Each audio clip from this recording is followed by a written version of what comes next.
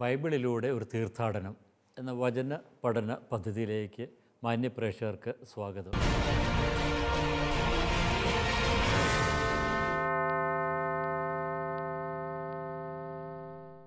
വെളിപാട് ഗ്രന്ഥത്തിലെ 18-ാമത്തെ അധ്യായമാണ് നാം ഇപ്പോൾ പഠന വിചിന്തന വിഷയമാക്കുന്നത്.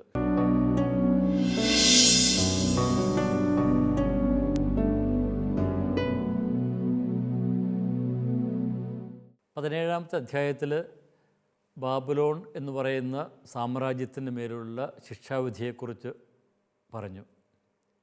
18-ാമത്തെ അധ്യായത്തിലേക്ക് വരുമ്പോൾ ബാബിലോൺ നശിപ്പിക്കപ്പെടുമ്പോൾ അതുളവാക്കുന്ന പ്രതികരണങ്ങളാണ് ഇവിടെ വിവരിക്കുന്നത്. ഇപ്പോൾ ബാബിലോൺ എന്ന് പറയുന്ന ആ സംവിധാനത്തോട് ചേർന്ന് നിൽക്കുന്ന സമൂഹങ്ങൾ, വ്യക്തികൾ, അത് രാജാക്കന്മാരാകാം, അത് വ്യാപാരികളാകാം, നാവികരൊക്കെ ആകാം. അപ്പോൾ അവളുടെ സംവിധാനത്തോട് ചേർന്ന് നിന്നുകൊണ്ട് തഴച്ചു വളരുന്ന കൂട്ടർ, അവരുടെ വിലാപമാണ് ഇവിടെ വിവരിക്കുക. അപ്പോൾ ഈ സാമ്രാജ്യം, തങ്ങളെയൊക്കെ വളർത്തിയ സാമ്രാജ്യം നശിക്കുന്നത് കാണുമ്പോൾ ഇവരിലുള്ളതാകുന്ന ആ ഒരു റിയാക്ഷൻ, അപ്പോൾ അത് തീർച്ചയായിട്ടും നേരത്തെ കഴിഞ്ഞ ക്ലാസ്സിലൊക്കെ സൂചിപ്പിച്ചതുപോലെ ആരാധന സമൂഹത്തെ ഉദ്ദേശിച്ചുള്ളതാണ്. അപ്പോൾ ആരാധന സമൂഹം അവരുടെ കാഴ്ചപ്പാടുകളൊക്കെ ഒന്ന് വിലയിരുത്താൻ വേണ്ടിയിട്ട് ഉള്ളതാണ് ഇത്. നമുക്ക് 4-ാമത്തെ വാക്യത്തിലേക്ക് കടക്കാം. 18-ാം അധ്യായം 4-ാമത്തെ വാക്യത്തിലേക്ക് കടക്കാം. സ്വർഗത്തിൽ നിന്ന് വേറൊരു സ്വരം പറയുന്നത് ഞാൻ കേട്ടു, എൻ്റെ ജനമേ, അവളുടെ പാപങ്ങളിൽ നിങ്ങൾ പങ്കാളികളാകാതിരിക്കാനും അവളുടെ മേൽ പതിച്ച മഹാമാരികൾ നിങ്ങളെയും പിടികൂടാതിരിക്കാനും അവളിൽ നിന്ന് ഓടി അകലുവിൻ.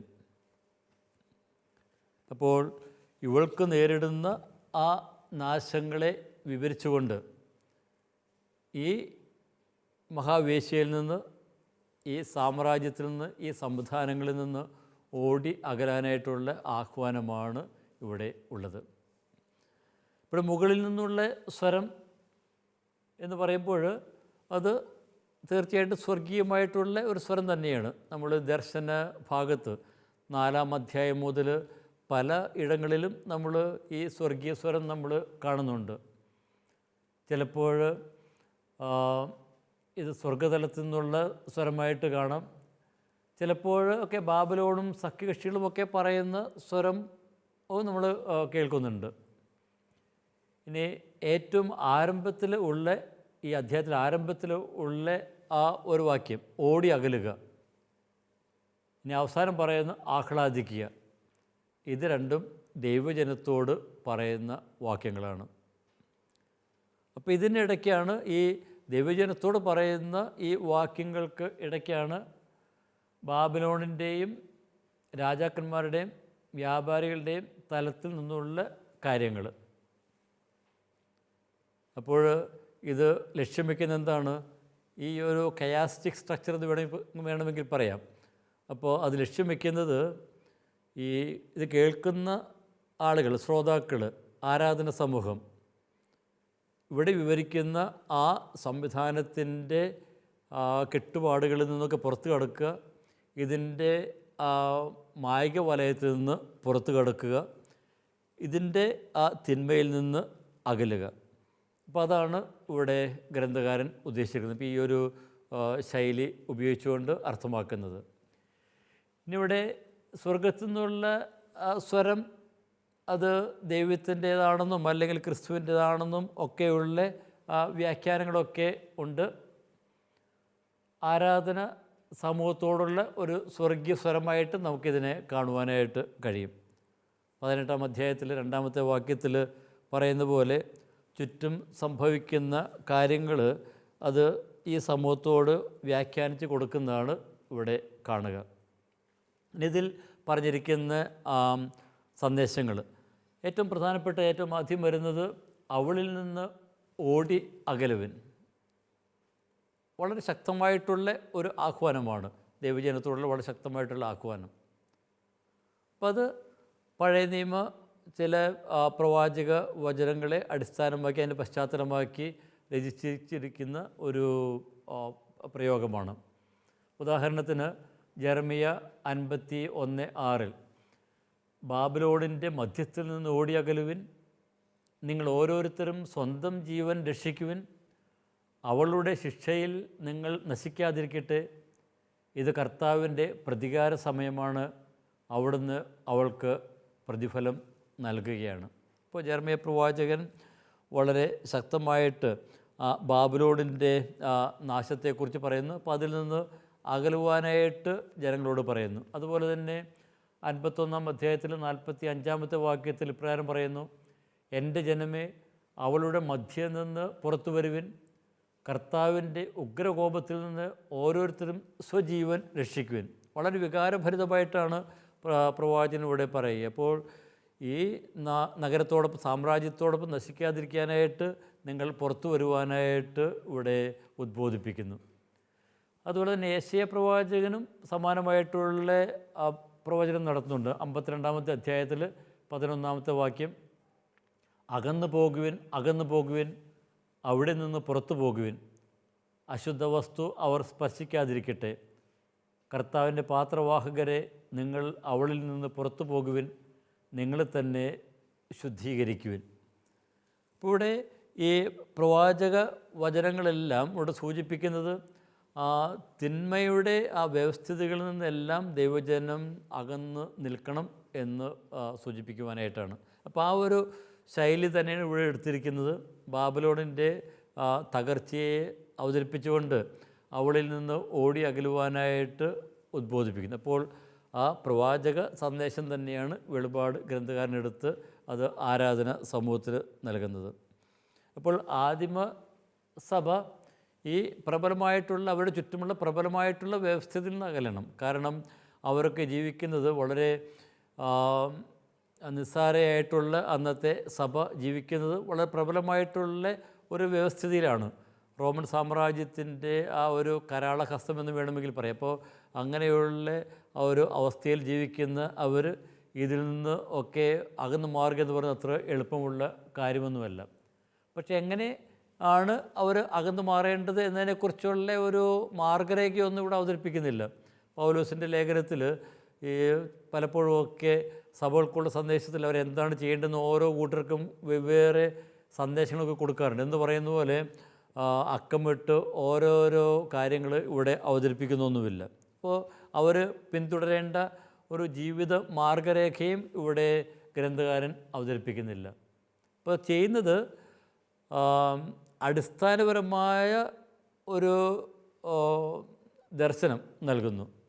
അവരുടെ ജീവിതത്തിലുള്ള ഇതുവരെയുള്ള ജീവിതത്തിലുള്ള കാഴ്ചപ്പാടുകളൊക്കെ ഒന്ന് ചോദ്യം ചെയ്തുകൊണ്ട് അതിനെയൊക്കെ ഒന്ന് വിലയിരുത്താനായിട്ട് അവരോട് ആവശ്യപ്പെടുന്നു. അപ്പോൾ അത് നവീകരിച്ച് ക്രിസ്തുവിൻ്റെ വഴികളോട് ചേർന്ന് നിൽക്കുവാനായിട്ട് ഇവരോട് ഉദ്ബോധിപ്പിക്കുന്നു.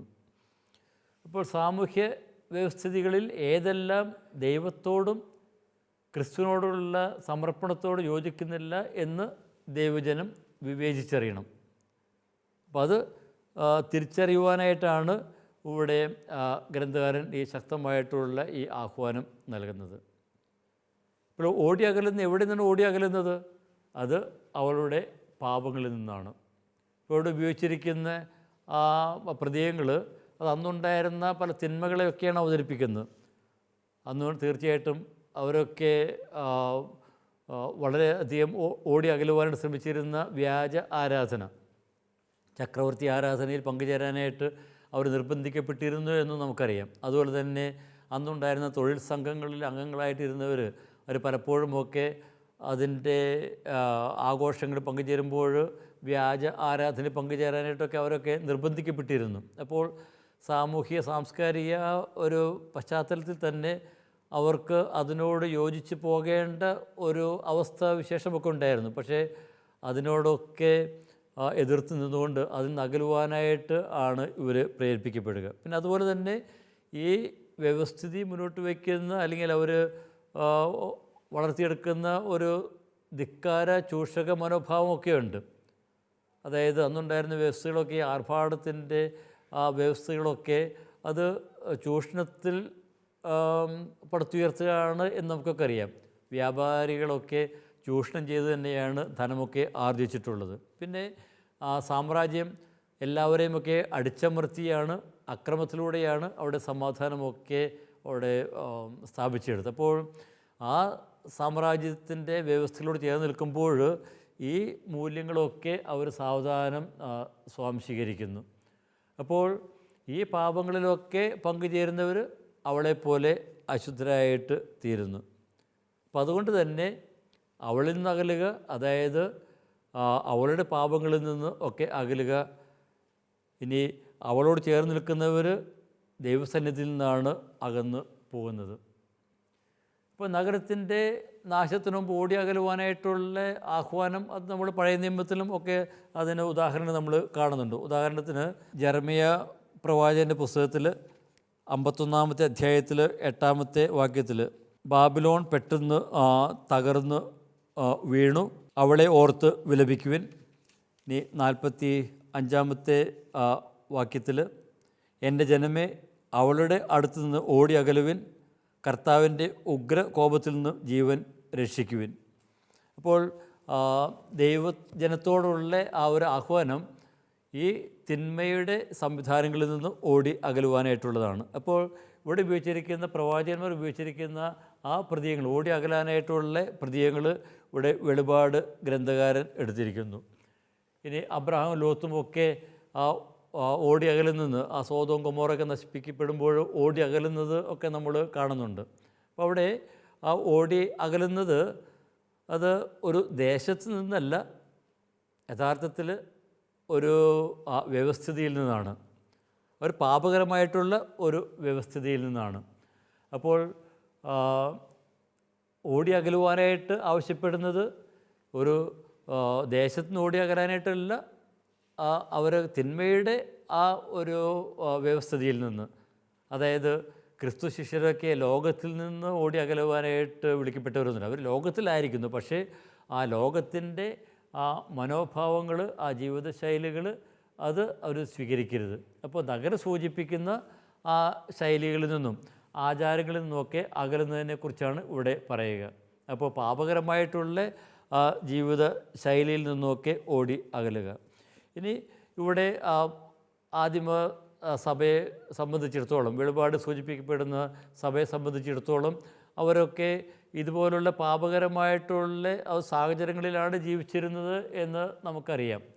അവർ ആ തൊഴിൽ സംഘങ്ങളിലൊക്കെ അംഗങ്ങളായിരുന്നവർ തീർച്ചയായിട്ടും അവരൊക്കെ ആ തൊഴിൽ സംഘങ്ങളിൽ തുടരണമെങ്കിൽ അവരുടെയൊക്കെ ആചാരങ്ങളിലൊക്കെ പങ്കുചേരേണ്ട ഒരു അവസ്ഥയൊക്കെ ഉണ്ടായിരുന്നു. അവർ വർഷാവർഷം അവരുടെ ദേവതകൾക്ക് വേണ്ടിയിട്ടുള്ള ആ തൊഴിൽ സംഘങ്ങളുടെ പേറ്റനായിട്ടുള്ള ദേവതകൾക്ക് വേണ്ടിയിട്ടുള്ള ആരാധനയിൽ, പൂജകളിലൊക്കെ പങ്കുചേരേണ്ട അവസ്ഥയൊക്കെ ഉണ്ടായിരുന്നു. അപ്പോൾ അങ്ങനെയുള്ള ആ ഒരു കൂടിച്ചേരകളിൽ നിന്നൊക്കെ അകലുവാനായിട്ടാണ് ഇവിടെ ആവശ്യപ്പെടുക. അതുപോലെ തന്നെ ചക്രവർത്തി ആരാധനയിൽ പങ്കുചേരുവാനായിട്ടും അവർ നിർബന്ധിക്കപ്പെട്ടിരുന്നു. അപ്പോൾ ഈ മൃഗത്തിൻ്റെ ആ ഒരു അടയാളം സ്വീകരിക്കുന്നതിനെക്കുറിച്ചൊക്കെ പറയുന്നുണ്ടല്ലോ. അപ്പോൾ ആ മൃഗത്തിൻ്റെ ആ മൂല്യങ്ങൾ സ്വീകരിക്കാനായിട്ട് ഇവർ പ്രലോഭിപ്പിക്കപ്പെട്ടിരുന്നു. അപ്പോൾ അതിനെയെല്ലാം ഉപേക്ഷിച്ച് അതിൽ നിന്നെല്ലാം അകലുവാനായിട്ട് അവർ വിളിക്കപ്പെടുന്നു. ഇനി ഇവർ പിഞ്ചെല്ലേണ്ടത് ആരെയാണ്? മൃഗത്തെയല്ല, മൃഗത്തിൻ്റെ മൂല്യങ്ങളെയല്ല, കുഞ്ഞാടിനെയാണ്. കുഞ്ഞാടിനെ അത് പോകുന്നിടത്തെല്ലാം അനുഗമിക്കുവാനായിട്ട് വിളിക്കപ്പെട്ടവരാണ്. 14-ാം അധ്യായത്തിൽ നമ്മളത് കാണുന്നുണ്ട്. 4-ാമത്തെ വാക്യത്തിൽ കുഞ്ഞാടിനെ അത് പോകുന്നിടത്തെല്ലാം അനുഗമിക്കുന്നവരാണ് ഇവർ. അപ്പോഴിവിടെ ഓടി അകലുവാൻ ഇവർക്ക് നൽകുന്ന ആഹ്വാനം അർത്ഥമാക്കുന്നത് ആ തിന്മയുടെ സംവിധാനങ്ങളിൽ നിന്ന്, തിന്മ നിറഞ്ഞ മനോഭാവങ്ങളിൽ നിന്ന്, കാഴ്ചപ്പാടുകളിൽ നിന്ന് അകലുക എന്നതാണ്. ലോകത്തിൽ നിന്നും ഓടി അകലുക എന്നതല്ല. ലോകത്തിൽ ആയിരിക്കുമ്പോൾ അവർ ക്രിസ്തുവിൻ്റെ മാർഗമാണ് അവർ പിൻചെല്ലേണ്ടത്, ക്രിസ്തുവിനെയാണ് അവർ പുൽകേണ്ടത്. ഇനി അവളുടെ മേൽ പതിച്ച മഹാമാരികളെക്കുറിച്ചുള്ള ആ സൂചന ഇവിടെ നമ്മൾ വെളിപാട് ഗ്രന്ഥത്തിൽ 3 സപ്തഗണങ്ങളിലൂടെ ഈ തിന്മയുടെ മേൽ പതിക്കുന്ന മഹാമാരികളെക്കുറിച്ച് പറയുന്നുണ്ട്. 7 മുദ്രകൾ 6-ാം അധ്യായം മുതൽ, പിന്നെ അതുപോലെ തന്നെ 7 കാഹളങ്ങൾ 8-ാം അധ്യായം മുതൽ, പിന്നെ 7 ക്രോധത്തിൻ്റെ പാത്രങ്ങൾ അല്ലെങ്കിൽ കലശങ്ങൾ, അത് 15-ാമത്തെ അധ്യായം മുതൽ. അപ്പോൾ ഈ 3 സപ്തഗണങ്ങളിലൂടെ തിന്മയ്ക്കെതിരെ ദൈവം ഇടപെടുന്നതും ഇവിടെ വിവരിക്കുന്നു. ഇതും ഒരു വിധത്തിൽ പറഞ്ഞാൽ സ്വർഗീയ ജനത്തിനുള്ള ആരാധന സമൂഹത്തിനുള്ള താക്കീത് തന്നെയാണ്. ഭൗമിക തലത്തിൽ വ്യാപരിക്കുന്നവർക്ക് നൽകുന്ന ഒരു താക്കീതാണ്. അപ്പോൾ ആ മഹാബാബിലോണിൻ്റെ ആ വഴികളിൽ നിന്ന് അകലുക. കാരണം മഹാബാബിലോണിന് വരുന്ന ആ ഒരു അന്ത്യം തന്നെയായിരിക്കും അതിൻ്റെ കൂടെ നിൽക്കുന്നവർക്കും ഉണ്ടാകുക. ഇനി ഈ സാമ്രാജ്യത്തിൻ്റെ ആ വ്യവസ്ഥിതികളൊക്കെ ഉപേക്ഷിക്കുക എന്ന് പറയുമ്പോൾ സാമ്രാജ്യം മുന്നോട്ട് വയ്ക്കുന്ന ചില മൂല്യവ്യവസ്ഥകൾ, പലപ്പോഴും നമ്മളെയൊക്കെ പ്രലോഭിപ്പിക്കുന്ന ചില മൂല്യവ്യവസ്ഥിതികൾ, അത് നമുക്ക് വഴിതെറ്റിക്കുന്ന വ്യവസ്ഥകളാണ്. അത് വ്യാജ വ്യവസ്ഥകളാണ്. അത് സാമ്രാജ്യത്തിൻ്റെ നുണകളാണ്.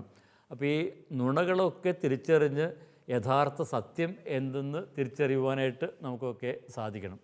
അത് ചെയ്യേണ്ടത് ആരാധന സമൂഹം തന്നെയാണ്. അപ്പോൾ തങ്ങളുടെ മുന്നിൽ അവതരിപ്പിക്കപ്പെടുന്ന കാര്യങ്ങളിൽ സത്യമേത് വ്യാജമേത് എന്ന് തിരിച്ചറിഞ്ഞ് സത്യമായതിൻ്റെ കൂടെ നിൽക്കുവാനായിട്ട് ആരാധന സമൂഹത്തിന് സാധിക്കണം. ഇനി 5-ാമത്തെ വാക്യത്തിൽ 5-ാമത്തെ വാക്യം, എന്തെന്നാൽ അവളുടെ പാപങ്ങൾ ആകാശത്തോളം കൂമ്പാരം കൂടിയിരിക്കുന്നു, ദൈവം അവളുടെ അതിക്രമങ്ങൾ ഓർക്കുകയും ചെയ്തിരിക്കുന്നു. അവളുടെ പാപങ്ങൾ ആകാശത്തോളം കൂമ്പാരം കൂടിയിരിക്കുന്നു.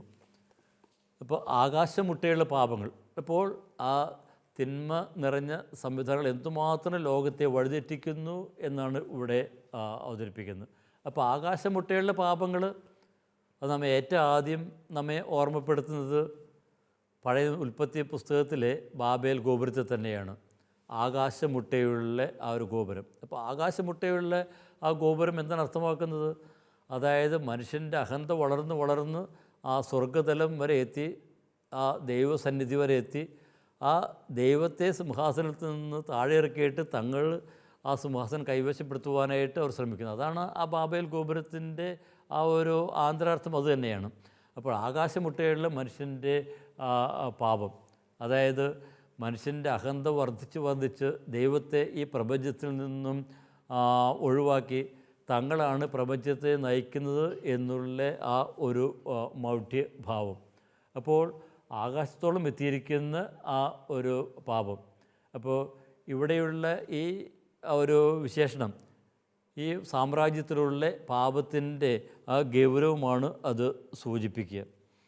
ഇനി ഈ പാപങ്ങൾ സ്വർഗം വരെ എത്തുക എന്ന് പറയുമ്പോൾ നമ്മൾ വെളിപാടിൽ 8-ാമത്തെ അധ്യായത്തിൽ വിശുദ്ധരുടെ ആ പ്രാർത്ഥനകളും സ്വർഗം വരെ എത്തിയിരിക്കുന്നതിനെക്കുറിച്ച് നമ്മൾ ഓർക്കുക.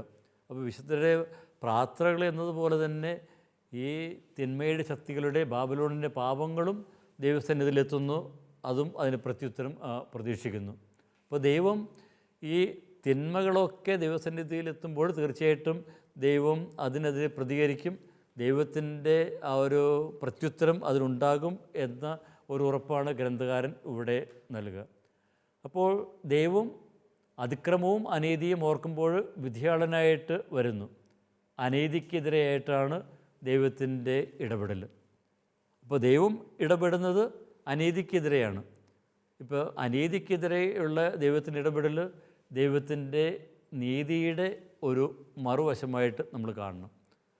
അപ്പോൾ ദൈവത്തിൻ്റെ ക്രോധം എന്ന് പറയുന്നത് അത് നീതി നടപ്പാക്കാനായിട്ടുള്ള ദൈവത്തിൻ്റെ കരുണയുടെ വേറൊരു രൂപം തന്നെയാണ്. അപ്പോൾ തൻ്റെ ജനത്തിന്, ദൈവജനത്തിന് ദൈവം നീതി നൽകുന്നത് അവിടുത്തെ കരുണയുടെ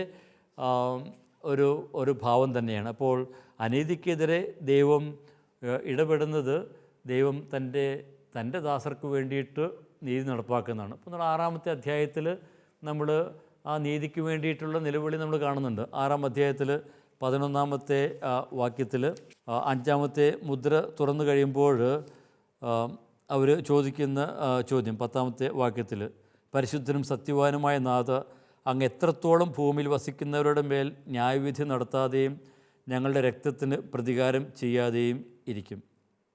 അപ്പോൾ നീതിമാനായ ദൈവം തീർച്ചയായിട്ടും ഇവരുടെ ആ നിലവിളി കേൾക്കും. 15-ാം അധ്യായത്തിലും 16-ാം അധ്യായത്തിലും 19-ാം അധ്യായത്തിലും ഒക്കെ നമ്മൾ ദൈവത്തിൻ്റെ നീതിയെക്കുറിച്ച് നമ്മൾ കേൾക്കുന്നുണ്ട്. അപ്പോൾ അനീതിയുടെ കേദാരമായിരുന്ന ബാബിലോണിനെ ഉന്മൂലനം ചെയ്യുന്നത് ദൈവം നീതി നടപ്പാക്കുന്നത് തന്നെയാണ്. അപ്പോൾ ഈ തിന്മയുടെ ശക്തികളൊക്കെ തുടർന്ന് ഇല്ലായ്മ ചെയ്യുന്ന 19-ാമത്തെ അധ്യായത്തിലും നമ്മൾ തുടർന്ന് കാണുന്നുണ്ട്. ഇനി 6-ാമത്തെ വാക്യത്തിലേക്ക് നമ്മൾ കടക്കുന്നു. അവൾ കൊടുത്തതുപോലെ തന്നെ അവൾക്കും തിരികെ കൊടുക്കുവിൻ, അവളുടെ പ്രവൃത്തികൾക്ക് തക്കവിധം ഇരട്ടിയായി നൽകുവിൻ, അവൾ കലർത്തി തന്ന പാനപാത്രത്തിൽ അവൾക്ക് ഇരട്ടിയായി കലർത്തി കൊടുക്കുവിൻ. അപ്പോൾ ദൈവം തൻ്റെ നീതി എപ്രകാരം നടപ്പാക്കുന്നു എന്നാണ് ഇവിടെ അവതരിപ്പിച്ചിരിക്കുന്നത്. അപ്പോൾ ഇവിടെ 6 മുതൽ 8 വരെയുള്ള ആ വാക്യങ്ങളിൽ ദൈവത്തിൻ്റെ നീതിയുടെ ആ സംരക്ഷണവും പുനഃസ്ഥാപനവും ഒക്കെ ലക്ഷ്യം വെച്ചുള്ള ശിക്ഷാവിധിയാണ്. അപ്പോൾ ഇവിടെ ഒരു പകപോക്കൽ എന്ന രീതിയിലല്ല നമ്മളിതിനെ കാണേണ്ടത്. അപ്പോൾ ദൈവത്തിൻ്റെ ആ നീതി ഇവിടെ പുനഃസ്ഥാപിക്കുന്നതാണ് നമ്മളിവിടെ കാണുക. അപ്പോൾ ബാബിലോണിനെ ഇവിടെ നേരത്തെ അവതരിപ്പിച്ചിരിക്കുന്നത് നമ്മളൊന്ന് ഓർക്കുക. അപ്പോൾ ഭോഗാസക്തിയുടെ വീഞ്ഞ് സകല ജനതകളെയും കുടിപ്പിച്ചിരുന്നവളാണ് ബാബിലോൺ 14-ാമത്തെ അധ്യായത്തിൽ. അപ്പോൾ മത്ത് പിടിപ്പിക്കുന്ന അധികാരവും ആർഭാടവും അക്രമവും എല്ലാം ഈ വീഞ്ഞ് അർത്ഥമാക്കുന്നു. അപ്പോൾ ഇവയെല്ലാം ഈ രാജ്യങ്ങളുടെ നാശത്തിന് തന്നെ കാരണമാകുന്നു. അപ്പോൾ തിന്മയ്ക്കെതിരെയുള്ള ആ ദൈവവിധി തിന്മയുടെ ശക്തികളിലൂടെ പ്രാവർത്തികമാകുന്നത് നമ്മൾ ഇവിടെ കാണുന്നു. ഇനി അവൾ കൊടുത്തതുപോലെ തന്നെ അവൾക്കും തിരികെ കൊടുക്കുവിൻ, അവൾ കൊടുത്തതുപോലെ അവൾ തിരികെ കൊടുക്കുവിൻ. അപ്പോൾ ഇവിടെ ഉപയോഗിച്ചിരിക്കുന്ന ആ ഒരു പ്രയോഗം, അപ്പോൾ ആരോടാണ് ഈ പറയുന്നത്? അവൾ കൊടുത്തതുപോലെ തിരികെ കൊടുക്കുവിൻ. അപ്പോൾ പലരും പല അഭിപ്രായങ്ങളൊക്കെ പ്രകടിപ്പിക്കാറുണ്ട്. ഇത് മാലാഖമാർക്കുള്ള സന്ദേശമാണ്, അല്ലെങ്കിൽ ദൈവത്തെയാണ് സൂചിപ്പിക്കുന്നത്, ക്രിസ്തുവിനെയാണ് സൂചിപ്പിക്കുന്നത്, അതുമല്ലെങ്കിൽ ദൈവജനത്തെ ആണ് എന്ന് മറ്റു ചിലരൊക്കെ പറയുന്നുണ്ട്. കാരണം 18-ാം അധ്യായം 4-ാമത്തെ വാക്യത്തിൽ അവരോടാണ് ഓടി അകലാനായിട്ട് പറയുന്നത്. അപ്പോൾ ഈ ഇരട്ടി കൊടുക്കുന്നത് ദൈവജനമാണോ? അപ്പം അതിന് ചിലർ അതിൻ്റെ ഒരു പശ്ചാത്തലമായിട്ട് യഹൂദ രചനകളിലേക്ക് തിരികെ ചെല്ലുന്നുണ്ട്. ഇപ്പോൾ കുമ്രാൻ രേഖകളിൽ 1-ാമത്തെ സ്ക്രോളിൽ 1-ാമത്തെ അധ്യായത്തിൽ അവിടെ നീതിമാന്മാർ ദുഷ്ടരെ വധിക്കുമെന്നൊക്കെ പറയുന്നുണ്ട്. അതുപോലെ തന്നെ ഈനോക്കിൻ്റെ പുസ്തകത്തിലും അതിന് സമാനമായിട്ടുള്ള പരാമർശമൊക്കെ കാണുന്നുണ്ട്. പക്ഷേ ഒരു കാര്യം വ്യക്തമാണ്, തിന്മയ്ക്കെതിരെ ദൈവം ഇടപെടുന്നു എന്ന് പറയുമ്പോൾ ദൈവജനം ഇതിൽ പങ്കാളികളാകുന്നില്ല. ദൈവജനം ഒരിക്കലും ഈ ശിക്ഷ നടപ്പാക്കുന്നില്ല. ദൈവജനം തിന്മയ്ക്കെതിരെ പ്രതികരിക്കുന്ന എപ്രകാരമാണ്? അത് 10-11 അധ്യായങ്ങളിൽ നമ്മൾ വ്യക്തമായിട്ട് കാണുന്നുണ്ട്. ദൈവജനം തിന്മയ്ക്കെതിരെ പ്രതികരിക്കുന്നത് അവരുടെ സാക്ഷ്യം വഴിയായിട്ടാണ്, യേശുവിന് നൽകുന്ന സാക്ഷ്യം വഴിയായിട്ട്. ഇനി തിന്മയ്ക്കെതിരെ ഇടപെടുന്നത് അത് ദൈവം മാത്രമാണ്. ഇനി ദൈവം എങ്ങനെയാണ് ഇടപെടുന്നത്? നമ്മൾ നേരത്തെ ഇതിനെക്കുറിച്ച് കഴിഞ്ഞ ക്ലാസ്സുകളിൽ നമ്മൾ കണ്ടതാണ്. ദൈവം ഇടപെടുന്ന, ക്രിസ്തു ഇടപെടുന്ന തൻ്റെ വായിലെ വാളുകൊണ്ടാണ്, വചനത്തിൻ്റെ ശക്തിയാലാണ്. ഇനി തിന്മയുടെ ശക്തികൾ ഇല്ലാതാകുന്നത് അത് തീർച്ചയായിട്ടും ആ തിന്മകളുടെ ശക്തികളെ തന്നെയാണ്, ഒരു ഇംപ്ലോഷൻ എന്ന പോലെ. അപ്പോൾ തിന്മകൾക്കെതിരായിട്ട് തിരിയുന്നു. അത് നമ്മൾ എക്കാലത്തെയും ചരിത്രമൊക്കെ പരിശോധിച്ച് നമുക്ക് കാണാവുന്നതേ ഉള്ളൂ. ചിലർ 17-ാം അധ്യായത്തിൽ 16-ുമായിട്ട് ബന്ധിപ്പിച്ച് 10 രാജാക്കന്മാരാണ് ശിക്ഷ നടപ്പാക്കുന്നതെന്നൊക്കെ പറയുന്നുണ്ട്. പക്ഷേ നടപ്പാക്കുന്ന ആരാണ് എന്ന് പറയാതെ വിധി നടപ്പാക്കണമെന്ന് മാത്രമേ ഇവിടെ സൂചിപ്പിക്കുന്നുള്ളൂ. അപ്പോൾ തിന്മ പരസ്പരമോ അല്ലെങ്കിൽ ക്രിസ്തുവിനാലോ ഇല്ലായ്മ ചെയ്യപ്പെടുന്നു എന്ന് വേണമെങ്കിൽ പറയാം. അപ്പോൾ തിന്മ തീർച്ചയായിട്ടും അത് ഉന്മൂലനം ചെയ്യപ്പെടും. തീർച്ചയായിട്ടും ദൈവത്തിൻ്റെ ഇടപെടലുണ്ട്, ക്രിസ്തുവിൻ്റെ ഇടപെടലുണ്ട്. ഇനി കുറേയൊക്കെ ആ തിന്മകൾ പരസ്പരം പോരാടിയാണ് ഇല്ലായ്മ ചെയ്യപ്പെടുന്നത്. ഇനി ഇതിൽ ദൈവജനത്തിൻ്റെ റോൾ എന്താണ്? ദൈവജനം അവരുടെ സാക്ഷ്യം വഴിയായിട്ടാണ് അവർ തിന്മകൾക്കെതിരെ പ്രതികരിക്കുന്നത്.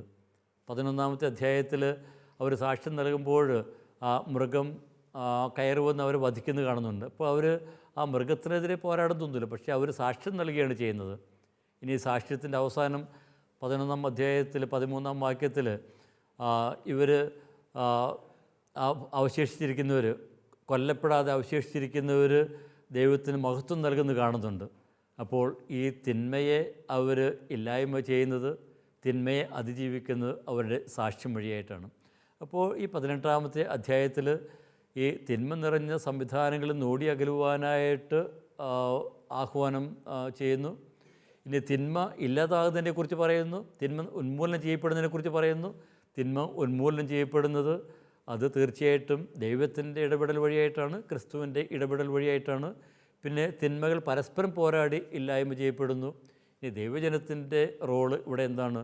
അവർ സാക്ഷ്യം നൽകി, യേശുവിന് സാക്ഷ്യം നൽകി ഈ തിന്മയ്ക്കെതിരെ അവർ പ്രവർത്തിക്കുന്നു. ഇനി തുടർന്നുള്ള കാര്യങ്ങൾ നമുക്ക് അടുത്ത ക്ലാസ്സിൽ കാണാം.